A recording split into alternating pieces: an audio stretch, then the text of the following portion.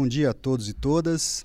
Estamos aqui no CRO Paraná, no Conselho Regional de Odontologia, e em nome do presidente Agnaldo Farias, estamos aqui apresentando a palestra de biossegurança com a doutora Cássia Nasser, coordenadora de Vigilância Epidemiológica do Estado do Paraná.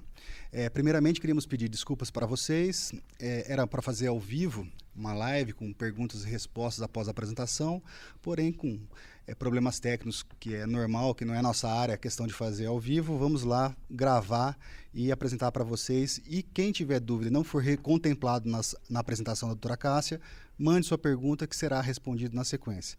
Então, hoje a apresentação sobre biossegurança. Queríamos saudar todos os colegas cirurgiões dentistas, técnicos e auxiliares do Estado do Paraná e agradecer também ao secretário do Estado de Saúde, Beto Preto, por estar disponibilizando esse tempo da Cássia que está tão corrido atualmente. Então, gostaria de deixar a palavra com a doutora Cássia para ficar à vontade com a sua apresentação. Bom dia a todos e a todas. Então, hoje nós vamos conversar sobre o manejo clínico do coronavírus no consultório odontológico.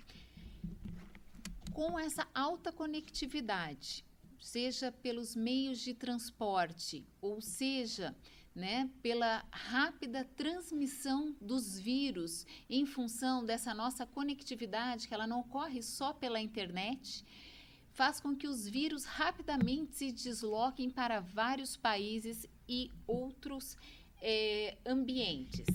Então, desde o início de dezembro, nós escutamos falar sobre casos de pneumonia atípica que começaram no mercado de peixes e frutos do mar, na cidade de Wuhan, na China, e dali essa infecção se espalhou pelo mundo.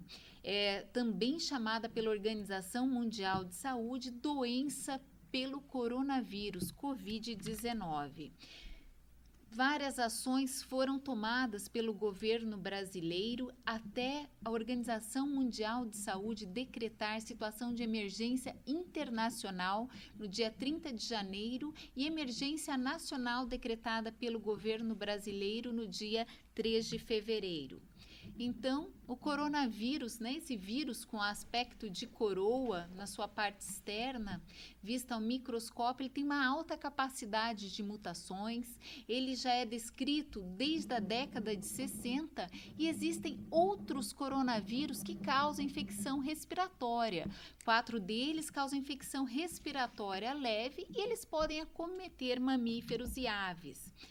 As infecções pelo coronavírus já são conhecidas desde 2003, quando causaram pneumonia atípica na província de Guangdong, também na China, causando síndrome respiratória aguda grave. Esta causava casos graves em 25% dos casos e tinha uma taxa de mortalidade de 10%. Acredita-se que sua origem tenha sido através do morcego. Já a síndrome respiratória do Oriente Médio, isolada em humanos em 2012, 80% dos casos foram na Arábia Saudita e ela teve grande importância pela sua alta infecção hospitalar e mortalidade em torno de 35%. Então, a infecção pelo coronavírus é uma zoonose. Inicialmente, acredita-se que ela tenha sido originado a partir de pangolins e de morcegos, e a partir daí o vírus se adaptou e foi transmitido de humano para humano. A gente pode observar quando a transmissão passou a ser pessoa a pessoa, um aumento nessa curva de transmissão.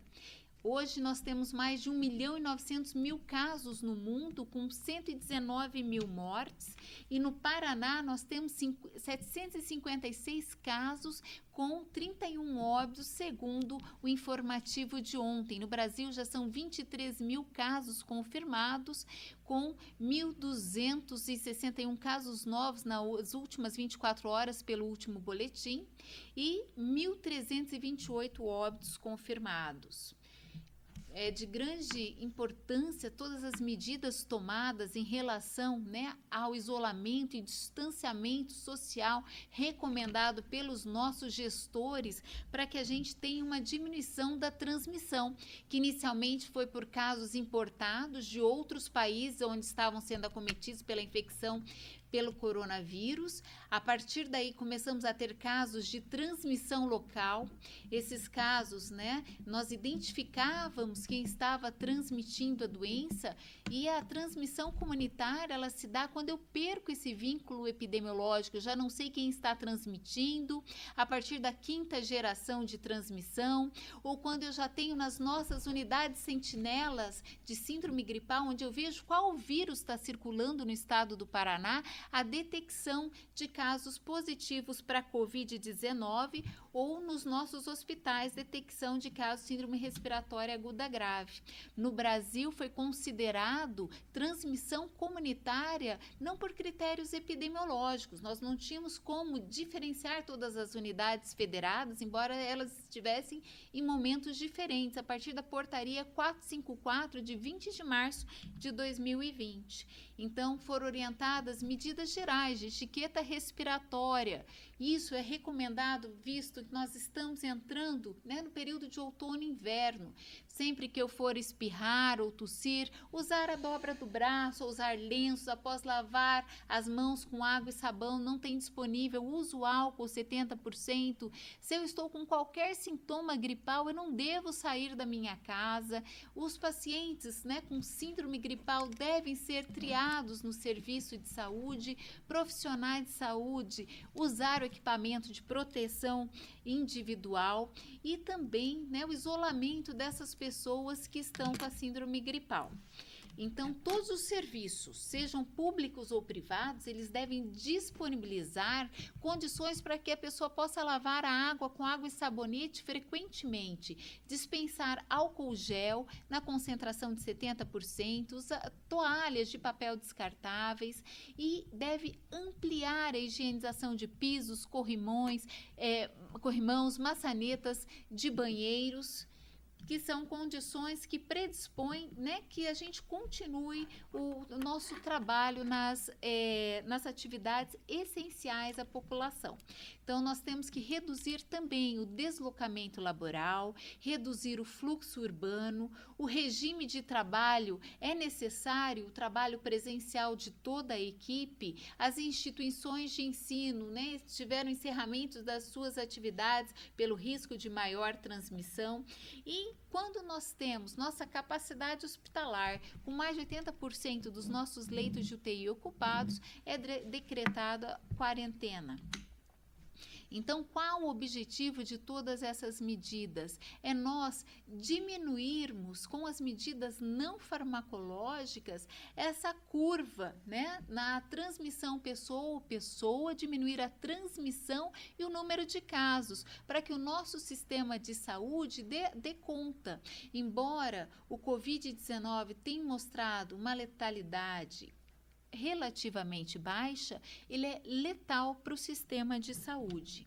E nós observamos que a curva no Paraná, ela tem se mantido, né, em níveis mais baixos, mas por todas as medidas que foram realizadas de distanciamento social. Estamos entrando também, né, no período sazonal outono e inverno, que predispõe a infecções respiratórias por outros vírus, como a influenza, que é a nossa gripe, já conhecida desde a pandemia de 2009, assim como rinovírus e outros vírus respiratórios que nós temos que fazer o diagnóstico diferencial em relação à doença pelo coronavírus 2019. Nós observamos que alguns países não tiveram um aumento expressivo nos seus números de casos e muitas das medidas tomadas por esses países foram monitoramento de todos os contatos, né, por telefone, controle das fronteiras, educação e medidas de higiene pessoal, auto-isolamento de todas as pessoas com sintomas respiratórios, consultas precoces. Eu devo lembrar, né, que se as pessoas têm sintomas leves, elas não devem procurar a unidade de saúde, onde estarão cheias e o risco de contaminação é grande. Países como a Singapura, eles têm uma vigilância epidemiológica forte e também uma população jovem. Então, foram realizadas medidas de fechamento de escolas e áreas com grande número de casos, segundo critérios epidemiológicos. Mas o que fez, por exemplo, que a Singapura tivesse um diferencial em relação a países como a Itália, né? Nós observamos que a necessidade de terapia intensiva na Itália foi de 9 a 11% maior, porque a idade das pessoas também é maior na Itália, 2,3% da população tinham outras comorbidades, 20% dos profissionais de saúde foram infectados e a doença pelo coronavírus, as pessoas necessitam de internação por um período maior, em torno de 15 a 20 dias. Isso faz, né, com que a capacidade instalada do sistema de saúde fique comprometida. Então, a Itália, nós tivemos uma grande mortalidade em pessoas, né, maiores de 80 anos. Nós observamos, então, que a população da Itália, 60 milhões de habitantes, e temos pessoas com maior idade. E a gente sabe que o coronavírus, a mortalidade é principalmente em pessoas maiores de 60 anos, chegando a 14% em pessoas maiores de 80 anos. Nós observamos que a mortalidade no Brasil, 74% dos casos têm acima de 60 anos. E também pessoas que estão maior em risco são pessoas que têm algum problema de saúde, como doença cardiovascular, como diabetes, doenças respiratórias crônicas, hipertensão, neoplasias, e 75% dos óbitos que ocorreram no Brasil, as pessoas apresentavam no mínimo uma comorbidade. Nós observamos que 81% dos casos de infecção pelo coronavírus serão leves, que casos graves, eles ocorrem em torno de 14% precisando de internação e destes 5% irão necessitar de UTI e muito provavelmente de ventilação mecânica. O que nós observamos também, né, que as doenças, a doença pelo coronavírus, ela pode evoluir de casos leves para casos graves em torno de 17 a 29%, segundo as evidências científicas. Então, todos os casos de síndrome gripal, eles devem ser notificados. E o que é um caso de síndrome gripal? É quando eu tenho febre ou sensação de febre, acompanhada de tosse ou dificuldade para respirar. Eu posso ter o nariz escorrendo, posso ter dor de garganta. Em crianças, eu posso ter batimento de asa de nariz ou tiragem intercostal. Em idosos, muitas vezes, ou pessoas imunodeprimidas, não apresentam febre, né? E também quando, né, eu vou precisar de uma atenção especial para essas pessoas, quando houver persistência de febre para 24 a 48 horas ou qualquer dificuldade para respirar. Então, síndrome respiratória aguda grave, eu tenho a síndrome gripal, que apresenta falta de ar ou desconforto respiratório, uma pressão no tórax, saturação de oxigênio menor que 95%, e eu posso ter uma coloração azulada da pele, nos lábios, no rosto. Como é transmitido, então, o coronavírus? Né? De animais para pessoas, como já vimos anteriormente, e de pessoas para pessoas. O período de incubação, desde que eu tenha contato com uma pessoa doente até o aparecimento dos primeiros sintomas, é em torno de 14 dias, mas a média é de 5 dias. E eu estou transmitindo a doença enquanto eu estiver sintomática, embora haja relatos que a gente possa transmitir também no período assintomático. Então, a transmissão ocorre se eu tiver uma distância menor que 1 metro de outra pessoa, quando eu tuço, quando eu espirro, por gotículas ou por contato. A pessoa espirrou, tossiu, colocou a mão na boca e colocou a mão em outras maçanetas, colocou a mão em mesas, outras superfícies. Uma pessoa coloca a mão e os trabalhos mostram que a gente leva, quando está estudando ou exercendo alguma atividade, a mão no rosto, em torno de 23 vezes. Eu posso contaminar os meus olhos, as mucosas, a boca, levando a mão à boca sem adequada higienização. Nessa transmissão por contato, ela ocorre também a partir, né, de gotículas, aerosol em todas as superfícies. Quando a pessoa infectada transfere, o próprio profissional com a sua mão não higienizada pode estar contaminando as superfícies. A transmissão por aerosol, ela ocorre principalmente a nível hospitalar, quando vai fazer intubação orotraqueal, broncoscopia, a administração de medicamentos por meio de nebulização. E como eu já havia dito, né, a importância dessas pessoas que não apresentam sintomas na transmissão dos casos ou que apresentam sintomas leves. Então, os pacientes, eles podem ter desde uma pequena síndrome respiratória, uma gripe, até quadros graves que levam a óbito. E quais são os principais sintomas? São a febre, a tosse seca, a falta de ar, mas pode ter também diarreia e outros sinais e sintomas. Nós também, quando fazemos os exames de sangue, observamos alterações e observamos que a transmissão, cada pessoa pode transmitir para cerca de 2,2 outras pessoas. Lembrando também, né, a importância do isolamento social. Nossa, a infecção pelo coronavírus, regra geral, ela é bilateral, faz uma pneumonia bilateral. E ela dá um aspecto no raio-x ou tomografia de vidro fosco. E acredita-se também que ela seja uma doença hematológica e que, né, as complicações ocorram de forma pulmonar. Os aerosóis, eles podem sim ficar ativos em torno de 3 horas, né, no meio ambiente, após eu fazer qualquer procedimento que produza aerosóis. Eu devo ter muita atenção para qualquer paciente, fazer a triagem dos pacientes que chegam a uma clínica.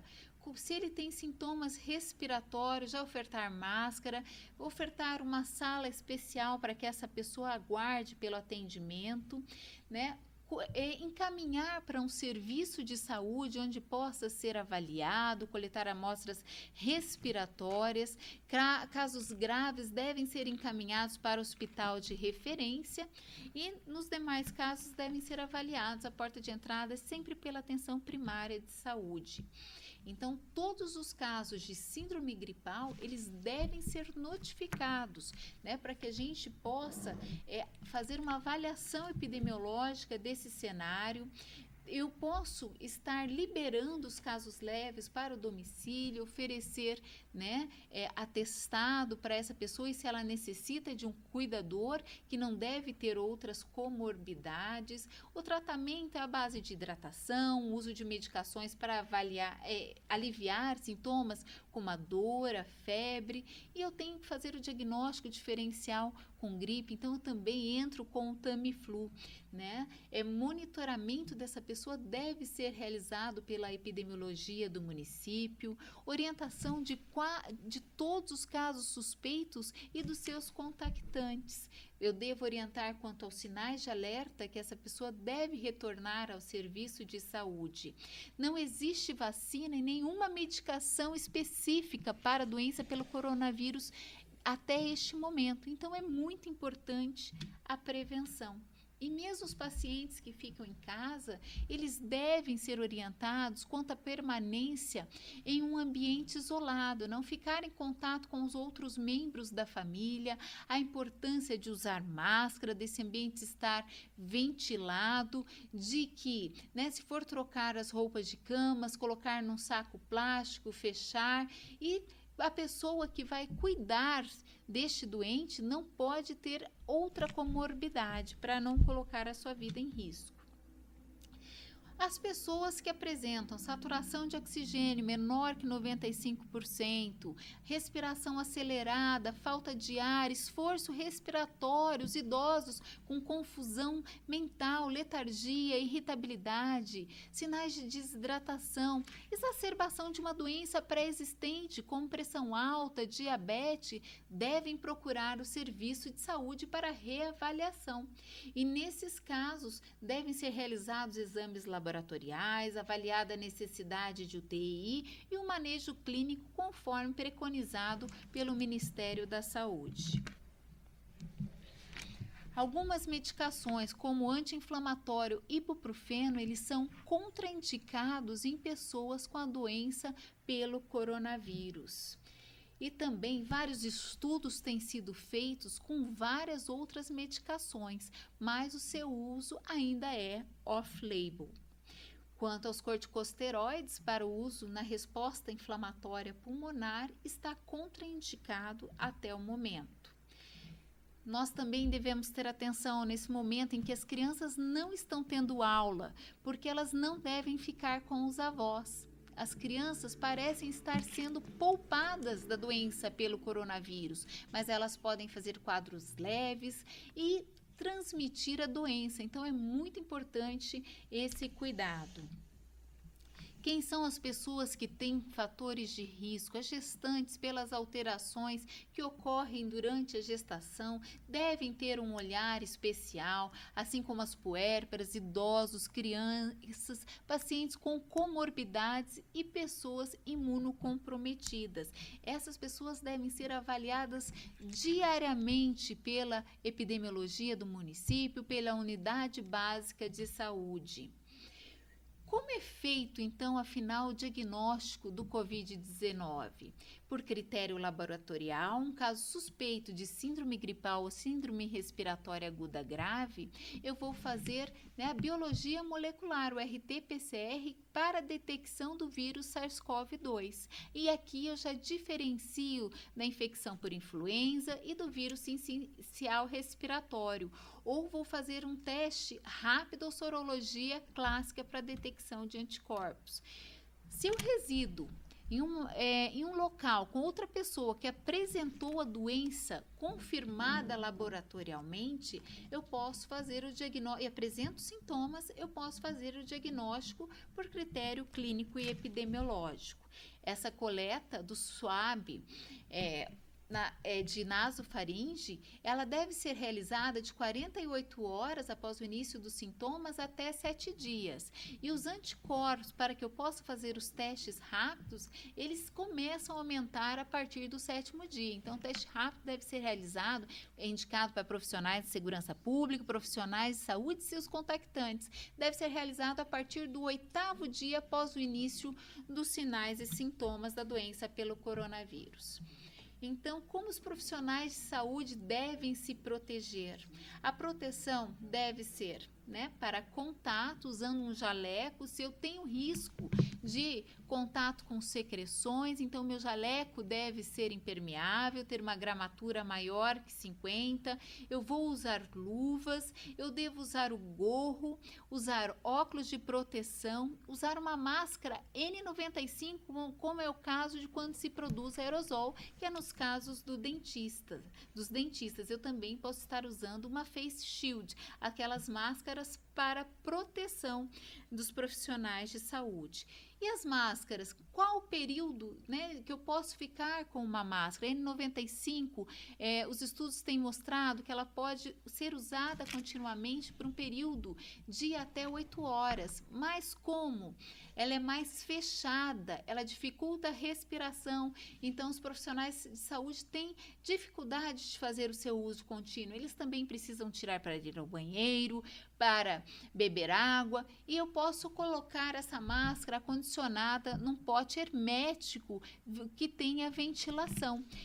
No momento que vou tirar essa máscara, eu tenho que tomar cuidado para tirar pelas faixas, para que eu não toque na parte externa da máscara e não me contamino. Se eu me contaminar, eu vou fazer higienização das mãos com álcool a 70%. O uso de máscaras, ele tem uma maior proteção quando eu associo a adequada higienização das mãos. Ela funciona como uma lembrança, que eu não devo tocar o meu rosto com as mãos contaminadas. E sempre quando eu for tirar a luva e o avental, eu devo fazer a higienização das mãos depois com água e sabão ou álcool a 70%. A recomendação do Estado, como do CDC, é para que procedimentos odontológicos eletivos, cirurgias, consultas odontológicas não urgentes sejam postergados e que se priorize procedimentos urgentes e de emergência. O coronavírus ele está presente nas secreções nasofaríngeas e salivares dos pacientes afetados. Então, há recomendações específicas para a prática odontológica, como já falamos, desde o uso de equipamentos de proteção individual até a triagem de pacientes, estratégias de controle de infecção e protocolo de gerenciamento de pacientes. Nós vimos que as intervenções odontológicas, elas têm um alto risco de infecção hospitalar dos profissionais, da equipe dos pacientes, pela geração de aerosóis, pelo manuseio de objetos cortantes, pela proximidade com a região orofaríngea e o risco de contaminação cruzada dos pacientes. Então, no momento da triagem, quando eu vou fazer a confirmação das consultas, o que eu devo perguntar? Se a pessoa teve exposição a uma pessoa que é caso suspeito de síndrome gripal ou se ela teve contato com uma pessoa com caso confirmado de síndrome gripal por Covid-19, se ela viajou, a gente ainda observa entre as nossas regiões de saúde uma diferença no comportamento da doença pelo coronavírus. Né? Ela viajou para uma área de alta incidência de Covid-19, essa pessoa está com febre, tem doença respiratória ou tosse, caso sim, ela deve postergar a sua consulta se não for uma urgência ou emergência para 2 semanas subsequentes. E como deve estar? Então, a pessoa não tinha nenhum sinal ou sintoma respiratório, não tinha febre e veio para uma consulta. A sala deve estar bem ventilada, eu devo evitar aglomerações, o espaço entre as cadeiras deve ser de 2 metros, embora, né, nós observamos nas publicações, seja da Anvisa, Organização Mundial de Saúde, a quais nós seguimos, diferenças entre na distância 1 metro e 2 metros. Mas por que nós falamos 2 metros? Quando eu falo 1 metro, quando eu vejo a pessoa está a 80 centímetros, quando eu vejo a pessoa está a 50 centímetros, e isso não confere proteção contra gotículas. Eu faço um questionário de risco já ali na sala de recepção para essa pessoa quanto ao Covid-19. Eu meço a temperatura usando um termômetro frontal sem contato. Pacientes, então, que têm algum sinal ou sintoma respiratório devem ter sua consulta postergada. E esses pacientes, né, em caso de urgência e emergência, que têm sinais ou sintomas de infecção pelo Covid-19, eu vou ofertar uma máscara cirúrgica para ele e seu acompanhante. Após a colocação da máscara cirúrgica, ele deve ser ofertado álcool a 70% para a higienização das mãos, conforme técnica preconizada. E etiqueta respiratória. A pessoa tem intolerância às máscaras, eu vou colocá-la numa sala em isolamento, eu vou ofertar um lenço de papel, ofertar álcool 70% e orientar, né? Se for espirrar, usar o lenço de papel e usar após higienização das mãos com álcool 70% ou com água e sabão. Quais são, então, o atendimento de urgência em odontologia, né? Os profissionais de odontologia bem conhecem, as pessoas com quadro de dor que não toleram esperar, os casos de fratura, de inchaço do rosto, abscessos. É possível manejar com analgésicos e antibióticos? Eu posso fazer o acompanhamento por telefone ou por videoconferência? Acima de tudo, eu sempre devo me preocupar com a proteção da equipe, dos pacientes, para, né, manter a segurança. Quando eu for atender essa pessoa, eu devo retirar todos os adereços, realizar todos os procedimentos de esterilização dos materiais e desinfecção do ambiente. A máscara preconizada é a N95.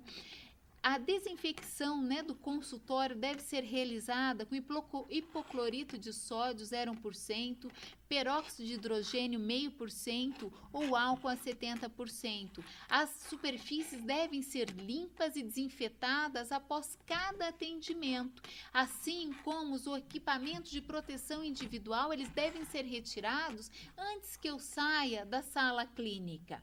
Pedir ao paciente também o bochecho com 1% de peróxido de hidrogênio antes de cada consulta. Eu também posso usar os diques de borracha para proteção contra aerosol e o isolamento. E lembrar sempre dos 5 momentos de higienização das mãos, antes do contato com o paciente, antes de realizar um procedimento asséptico, após a exposição aos fluidos corpóreos, após o contato com o paciente e após o contato com áreas próximas ao paciente. Nós sabemos por que é importante essa desinfecção, né, dos ambientes, porque o vírus pode permanecer vivo nas superfícies de 2 horas até 9 dias, de acordo com as condições de umidade e temperatura. E também, né, esse artigo mostra a eficácia do álcool 62% a 71%, do uso da água oxigenada 0,5% e da solução de hipoclorito de sódio 0,1%. Porque 86% das infecções elas não são diagnosticadas, porque 79% das pessoas são assintomáticas. Então, as medidas de prevenção, como isolamento social, lavar as mãos frequentemente com água e sabão, cobrir a boca e o nariz ao tossir ou espirrar, sempre lavar as mãos após tosse ou espirro, não compartilhe objetos de uso pessoal, não compartilhe cuias de chimarrão, mantenha os ambientes sempre ventilados, não permita que os ambientes fiquem aglomerados e, se apresentar sinais ou sintomas, procure orientação de um profissional de saúde. Diante de um momento como esse, nós vimos várias situações desagradáveis, né? Polícia Civil prende falso médico, fake news como alho com água protege contra a doença pelo coronavírus, urina e estrume, prender a respiração, né, ao realizar o diagnóstico, soroterapia. O Ministério da Saúde, até altas doses de vitamina D como exercendo proteção. O Ministério da Saúde, né, fez um site e oferta um telefone a qual podem ser notificadas todas as dúvidas sobre as fake news, para a gente saber se uma notícia é verdadeira ou falsa. A Organização Mundial de Saúde ontem reforçou os critérios para que a gente possa suspender o isolamento social. A transmissão pelo Covid-19 deve estar controlada. O sistema de saúde deve ser capaz de detectar, isolar, tratar e traçar todos os contatos para acompanhamento. O risco de surto deve estar minimizado nas instalações de saúde, casas de repouso. Eu devo adotar medidas preventivas, como as que foram faladas aqui nos locais de trabalho, nas escolas, em locais onde seja essencial a presença das pessoas. Eu devo minimizar o risco de casos importados e a nossa comunidade ela deve estar orientada quanto a todas as medidas de proteção, para que a gente possa limitar a transmissão pessoa a pessoa, combater a desinformação, minimizar o impacto socioeconômico e a morbimortalidade da doença pelo coronavírus. Muitas dúvidas ainda existem, né? Qual a medicação adequada? Vai surgir uma vacina? Mas nós precisamos, neste momento em que não há uma medicação específica, uma vacina específica, realizar o isolamento social para diminuir a transmissão da doença pelo coronavírus. Eu gostaria de agradecer e nos colocar à disposição enquanto Secretaria de Estado da Saúde. Muito obrigado, doutora Cássia. Algumas dúvidas vão surgir ainda. Ela respondeu, a gente estava com um rol de perguntas que foi passado para a doutora Cássia anteriormente a gravação da entrevista, da palestra. Mais perguntas vão surgir, então a gente pede para que seja encaminhado para o CRO e, posteriormente, encaminharemos para a doutora Cássia poder responder a todos. Então, a palestra ficará disponível agora a partir da meio-dia. Então, novamente, a gente agradece a todos. Pedimos novamente desculpas por não ser ao vivo, mas aqui a gente está trabalhando para todos os dentistas, auxiliares, técnicos, para poder facilitar e levar a informação a todos. Então, em nome do presidente Aguinaldo Farias, a Cássia, muito obrigado. Agradeço nosso amigo e colega Beto Preto, mais uma vez, por vocês estarem aqui junto com o Conselho Regional de Odontologia, nos proporcionando educação. Muito obrigado. Obrigada, Guilherme. Em nome do nosso secretário Beto Preto, da nossa diretora de Atenção e Vigilância, Maria Goretti, gostaria de agradecer a oportunidade de estar aqui mostrando o nosso trabalho de Secretaria de Estado da Saúde e nos colocando também à disposição.